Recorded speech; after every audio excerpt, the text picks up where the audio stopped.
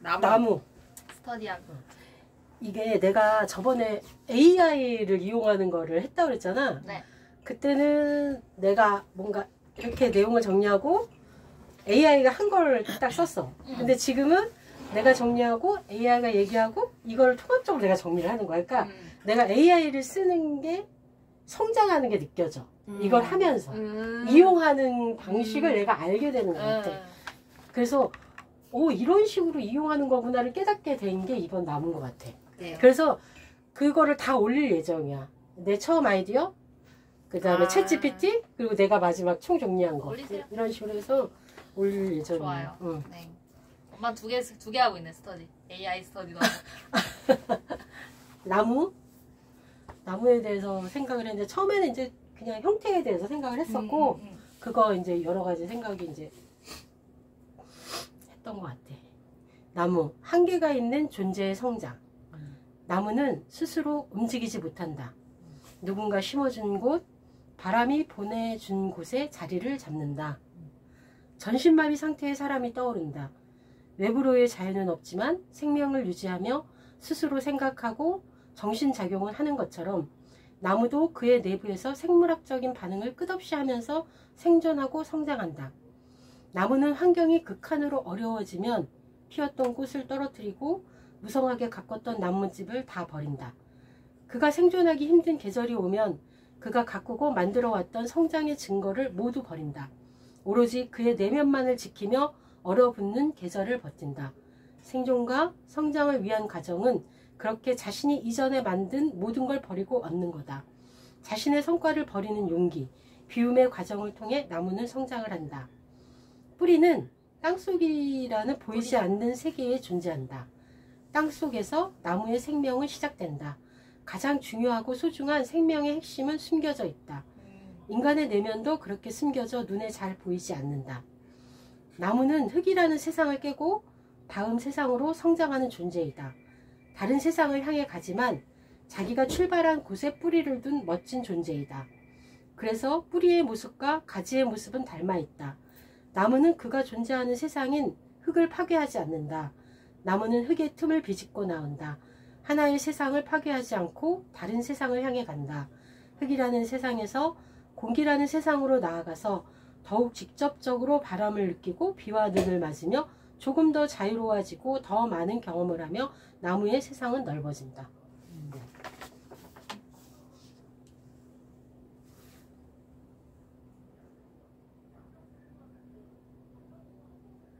이건 뭔가요? 틈. 그 틈을 비집고 나무가 올라온다는 얘기지.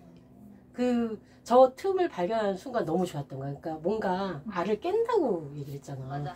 그 세계에 살 때 알을 깨야 되는데, 그게 아니라 나무는 내 원래 있던 세상을 깨지 않고 그 틈을 비집고 나와서 다른 세상으로 간다는 게, 그럴 수도 있다라는 생각이 들어서 되게 좋았어. 알을 파괴하지 않고. 내가 있었던 세상을 파괴하지 않고. 세상과 함께 공존하는 방식이라고 해야 되나? 틈이 있잖아, 틈이.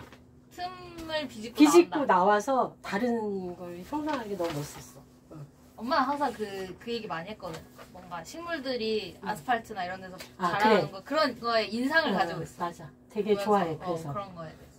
자, 다음 사람이요. 그렇군요. 가영이. 저는 나무 영상 찍고 있는 건가? 계속 찍고 있어요. 나무가 되게 다층적인 상징 표현이라고 생각을 했어. 처음에 여러 가지 비유 같은 게 많이 되잖아. 맞아. 그러니까 분명히 여성이라는 키워드랑도 연결이 많이 되어 사용됐을 거라고 생각을 해서 들어갔어. 처음에는 챗GPT랑 대화해가지고 아이디어 얻었어. 우리가 지금 페미니즘 공부 중에 있으니까 약간 가부장제 뭐 이런 거, 여성 상징 이런 거 찾아봤습니다. 나무가 전통적으로 질서와 계보를 상징했대. 실제로 가계도가 영어로 하면 패밀리 트리라고 하고 이게 되게 상당히 노골적인 비유라고 보였습니다. 가부장제에서 가문, 족보, 혈통을 많이 이렇게 나타내는데 많이 쓰이고 뿌리가 조상이고 약간 이런 비유가 있잖아. 줄기 뭐 가문이고 가지는 후손이 뭐 열매가 후손이고 뭐 이런 느낌. 그래서 여성은 가지 끝에 붙은 꽃이나 열매를 맺는 역할로 비유가 많이 됩니다. 문학이나 신화에서 여성이 나무로 비유되는 경우 모성을 강조하거나 고정된 존재로 묘사하거나 순결, 인내심 따위를 강조하는 형태가 많습니다. 그래서 이제 실제 예시도 좀 찾아봤어. 일단 그리스 신화에서 등장하는 다프네가 있는데, 다프네 알죠? 네. ним프고 아폴론이 괴롭혀가지고 도망치다가 월계수로 변합니다. 여성의 순결과 자율성이 나무로 상징화된 케이스라고 볼 수 있고, 이야기 속에서 다프네는 말하는 주체가 아니라 아폴론의 시선에서 사냥감으로 객관화됩니다. 그리고 나무로 변신하면서 성적 위협으로부터 도피하는 동시에 목소리를 박탈당하는 이미지가 좀 있죠. 그리고 월계수로 변한 게 본인이 빈 거긴 하지만 본인의 선택이라기보다는 남성 폭력의 결과로 볼 수 있고, 이제 나무라는 고정된 이미지를 통해서 여성에게 순결을 강요하는 그런 이야기로 해석이 되기도 합니다. 마지막에 심지어 아폴론이 월계수로 가지를 꺾어서 월계관을 쓰고 다녀. 이게 상당히 나 그러네? 몰랐거든. 이게 막 그러네? 생각해보니까 이게 상당히 극혐인 부분이다. 그렇구나. 아폴론이 다프네를 월계관, 자신의 대표 상징물로 삼아 여성의 고통을 남성 영광의 장식품으로 만들어버린 그런 이야기. 맞아. 약간 그런 이야기고요. 또 뭐 이제 동양으로 와서 유교 문화권에서 소나무가 흔히 절개, 지조의 상징이죠. 이게 약간 대부분 남성적 덕목으로 약간 소비되는 경향이 있어. 장군들한테 소나무 막 이런 거 많이 비유하잖아. 꿋꿋하다, 뭐 흔들리지 않는다. 이게 약간 뭐 옛날 얘기인 것 같다고 생각했어 나는. 근데 요즘에 이런 느낌은 없는 것 같긴 해. 그리고 전통적으로 여성에겐 버드나무형 상징이 부여됐어. 약간 유연하고 부드럽고 연약하고 막 이런 느낌? 실제로 전통적으로 여성다움, 섬세한 아름다움이란 뜻이 한자 버들유에 들어가 있대. 버들잎 같은 가지런한 눈썹을 유미라고 하고, 재능이 많은 여인을 유지라고 하고, 고운 맵시를 유태, 이런 식으로 단어에 버들유자가 들어가 있대. 그러니까 버드나무에 여성적인 이미지가 들어가 있다는 거지. 그리고 더불어 부정적인 이미지가 들어가 있어. 버드나무에 생긴 게 약간 귀신처럼 생겨서 그런지 약간 귀신이 나오는 나무로 사람들이 믿기도 했고, 약간 축 늘어진 버드나무의 모습을 상을당해 머리를 풀어헤친 여인의 모습으로 보기도 했대.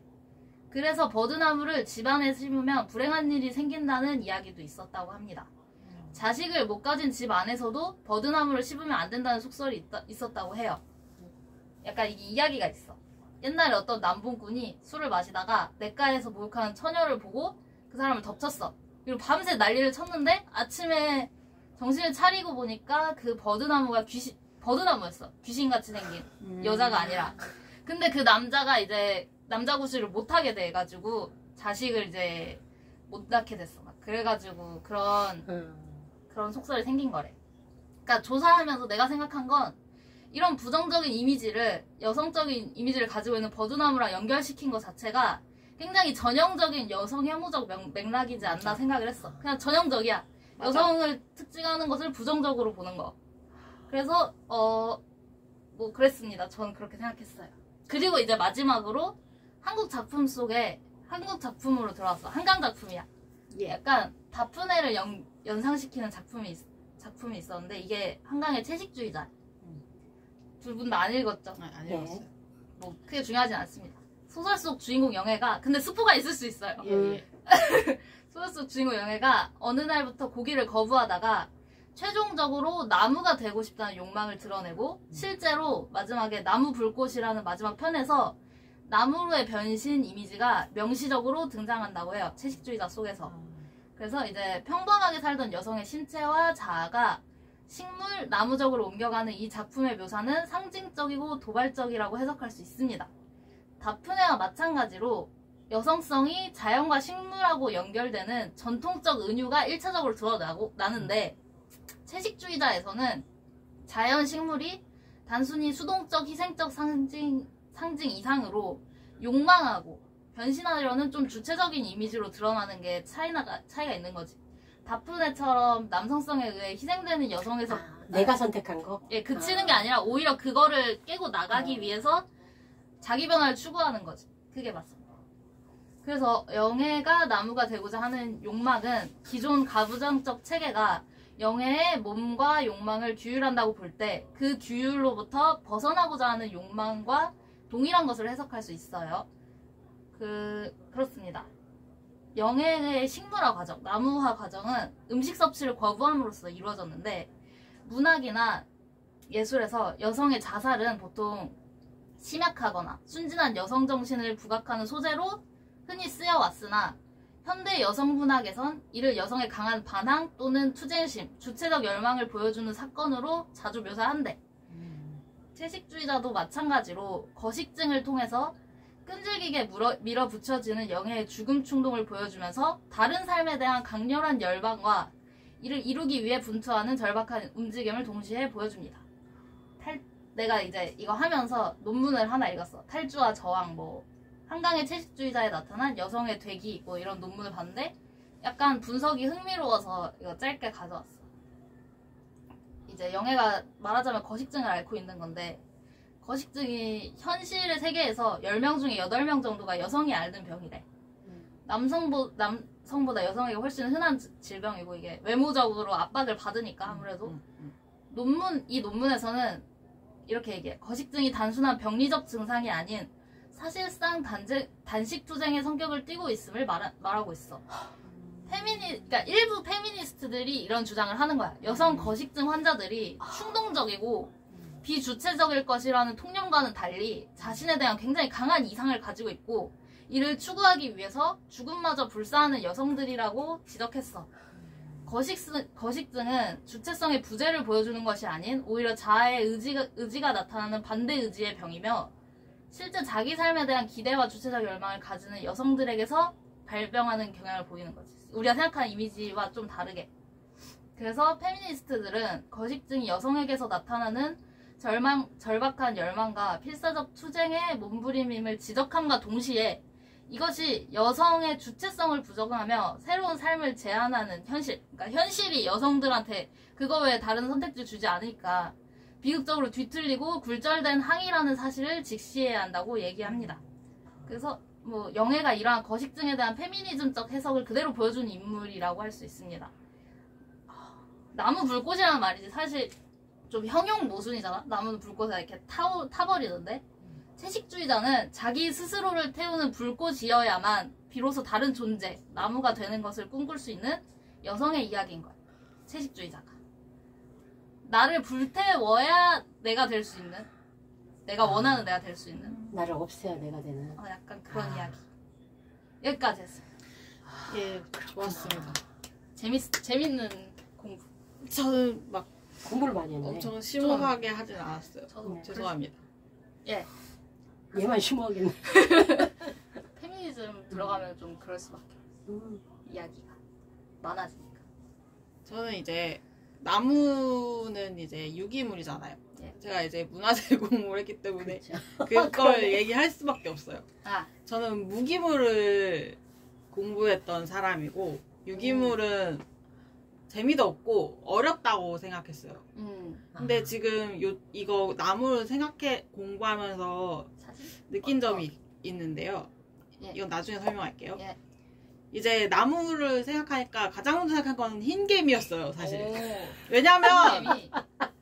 나무에서 흰개미가 나무 문화재를 다 갉아먹거든요. 그래서 이제 나무를 갉아먹는 것에 왜 이렇게 좋아해? 곰팡이 있고 이렇게 너무 아니 그런 거 티내서. 알잖아. 보잖아. 자기 공부한 배경, 너무 티내서 자기 배경 아, 그대로 나오는 게. 곰팡이, 습기, 부패 이런 것들 환경에서 굉장히 많은 영향을 받는 유기물에 대한 것에 대해서 생각을 해봤는데 이제 얘네 나무를 보면 이제 나이테가 있잖아요. 그쵸. 나이테는 주변 환경에 따라서 생김새가 다 달라진다는 거 알고 있죠? 이 문화재를 공부할 때 이제 나무를 이렇게 뚫으면 나무가 이제 나이테의 촘촘한 그거대로 연도를 확정할 수가 있어. 그래서 이제 문화재에 있는 나이테랑 우리가 데이터를 쌓아왔을 거 아니야. 그 지역의 나무들을. 그래서 그 나이테를 이제 재보고 얘가 어디서 왔겠다. 어느 지역에서 왔겠다. 몇 년도쯤이겠다. 이런 거를 다 특정한단 말이야. 왜냐면 지금 처음부터 시작한 게 지금 올해 연도고 쭉 했으니까 몇 년도인지도 특정할 수가 있잖아.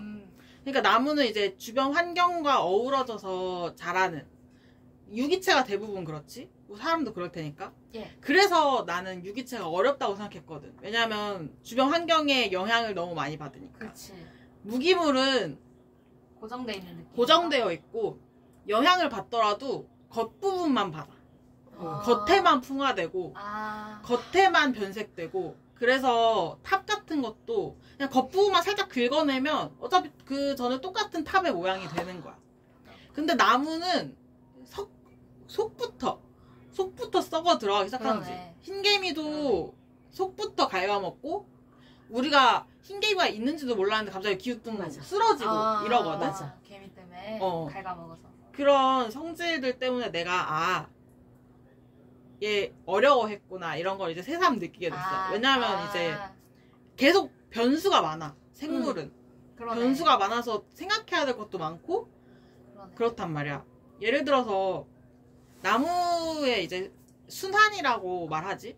이제 씨를 뿌리고 뭐 열매를 낳고 이렇게 해가지고 다시 땅으로 가가지고 흙이 되고 이렇게 계속 순환한다고 하는데 이거는 일정한 뭐라 그래야 되지?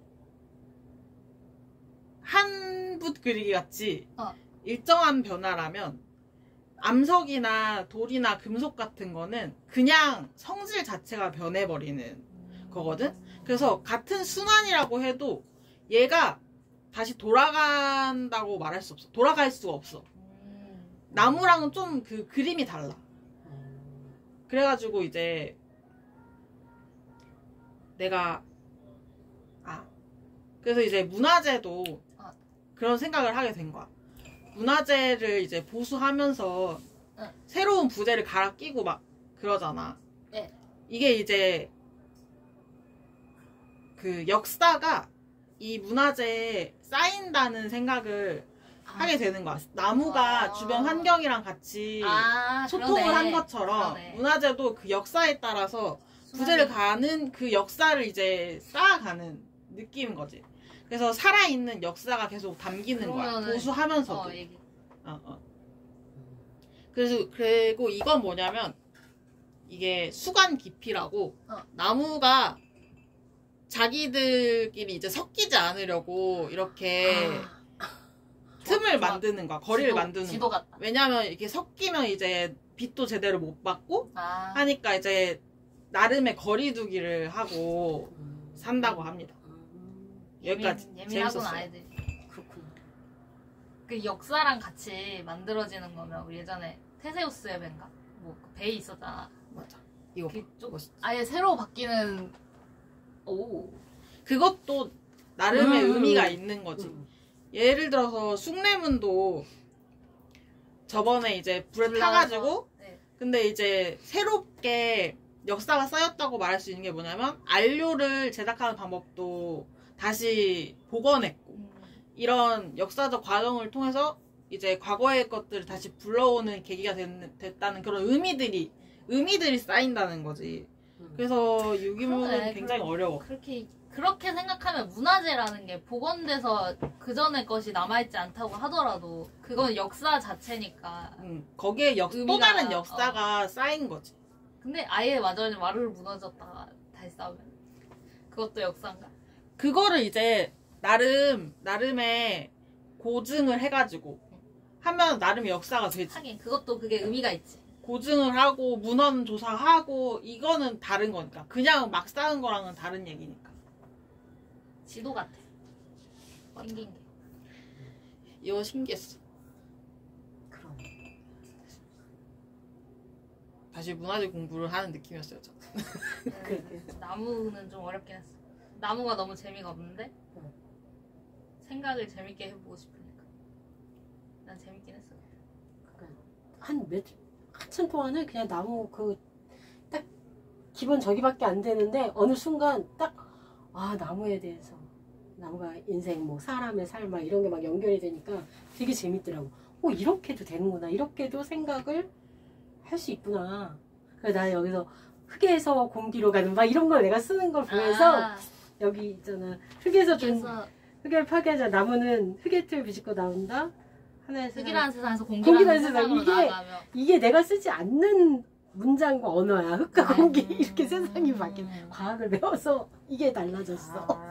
또 원소를 얘기하잖아. 아, 나는 엄청나게 응. 문학적인 표현이라고 아니, 생각했는데. 나는 과학적인 표현이라고 내가 흙과 해줬는데 공기가 들어가니까 그런 식으로 뭔가를 아. 어떤 거를 이런 식으로 좀 구체적으로 표현한다. 뭔가 그런 식으로 나누지를 작용을 좀 않는데 구체적으로. 이게 너무 재밌는 거야. 내가 이렇게 딱 표현한다는 게 야, 공부를 하니까 사소한 게 달라지는구나. 그런 생각이 들었어. 재밌었어요. 가야이 공부를 열심히 했네. 공부를 진짜 열심히 했네. 책을 몇 권 읽은 거야. 아니야, 뭔 책을 몇 권. AI에서 다 그- 적은 거야. 아니야, AI가 이제 네. 다푼에 뭐 얘기 몇 개 해줬는데 거기서 이제 구라 걸러내고 내가 이야기 찾아보고 그렇구나. 이제 논문 하나 읽었어. 재밌었어. 아주 많은 얘기가 나올 수 있네. 나무에서. 전혀 다른. 그러니까 우리 셋 다 다른 얘기했어. 정말. 같은 얘기 하는 게 더 어렵지 않을까 근데? 아니, 주제를 난- 이렇게 정하면? 그런 다음 거. 주제 정해주세요. 다음 주제 뭐 다음 할까? 주제 뭐 하지? 이게 주제 정하는 거 좀 어려운 것 같아. 그런 거 같아. 일단 끌게. 그러면 12월 14일에 하는 거 이제